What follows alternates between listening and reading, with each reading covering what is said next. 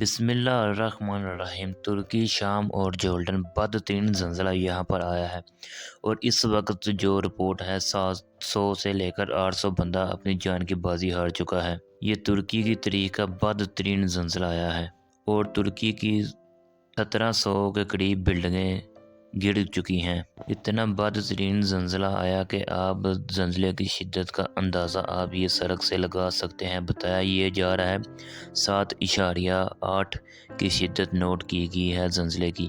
شام یعنی Syria, Jordan, اردن اور ترکی اتنی بدترین حالت، اور ترکی کے 10 شہر ایک ہی جھٹکے میں زمین بوس ہو گئے اور ترکی نے اپنے ملک میں ایمرجنسی نافذ کر دی۔ ظاہر سی بات ہے ایمرجنسی تو بنتی ہے، اور ترکی نے پوری دنیا سے کہا کہ آئیں اور ہماری مدد کریں۔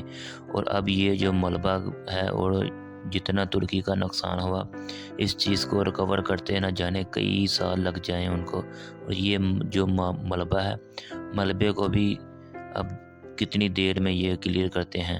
ترکی میں مکمل طور پر ایمرجنسی نافذ کر دی اور ترکی نے آل کمیونٹی کو بولا کہ ہماری آ کر مدد کریں۔ ظاہر سی بات ہے جس ملک کے 10 شہر زمین بوس ہو جائیں اور اس کو مدد کی ضرورت ہوتی ہے، ایون کہ اس کا ملبہ اٹھاتے ان کو کئی سال ابھی لگ جانے ہیں۔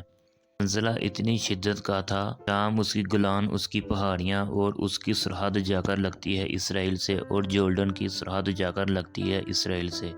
حیرانی کی بات یہ ہے کہ یہ 3 ملک زلزلے کی شدید لپیٹ میں آئے اور اسرائیل میں ایک اینٹ بھی نہیں ہلتی۔ ان کی طرف سے یہ ہلکی سی وضاحت آتی ہے کہ یہاں پر زلزلے کے جھٹکے محسوس کیے گئے۔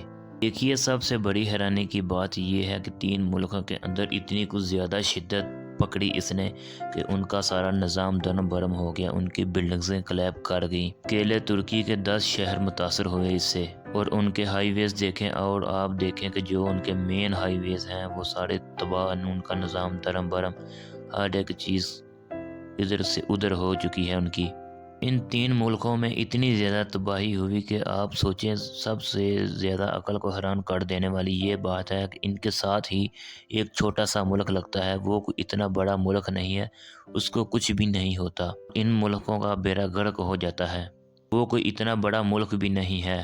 یہ ساری چیزیں یہ انڈیکیٹ کرتی ہیں کیا آیا یہ کوئی تجربہ کیا گیا ہے، اور یہ کیا چیز ہے، اس چیز کی ابھی تک وضاحت نہیں کی گئی اور نہ ہی اس چیز کا ابھی تک پتہ ہے، اور عوام اس چیز کے جواب میں انتظار کر رہی ہے۔ اور چند دن پہلے ترکی کے اندر ایک اتنا بڑا واقعہ ہوا اور وہ واقعہ اس ساری چیزوں کو انڈیکیٹ کر رہا ہے۔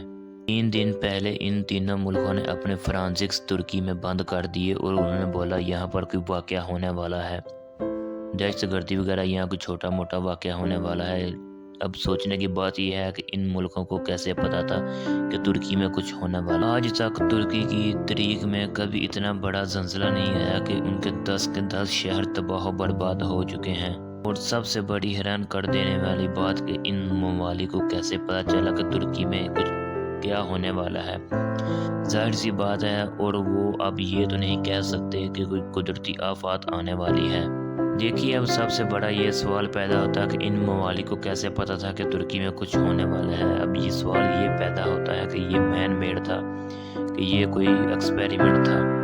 اسی طرح جب پاکستان میں بھی زلزلہ آیا تو اور پاکستان میں بھی سیم یہی صورتحال پیدا ہو چکی تھی، اور جن سائنسدان نے اس کے اوپر یہ بات کی ان کو پاگل قرار دے دیا گیا، اور اس کے بعد بلیک واٹر کے لوگ پاکستان میں گھس آئے اور کے اوپر یہ بات کی ان کو پاگل قرار دے دیا گیا، اور اس کے بعد بلیک واٹر کے لوگ پاکستان میں گھس آئے اور پاکستان کو ایک بغانی جنگ میں دھکیلا گیا، اور اس جنگ کے اثرات آج تک ہم لوگ بھگت رہے ہیں۔ شکریہ۔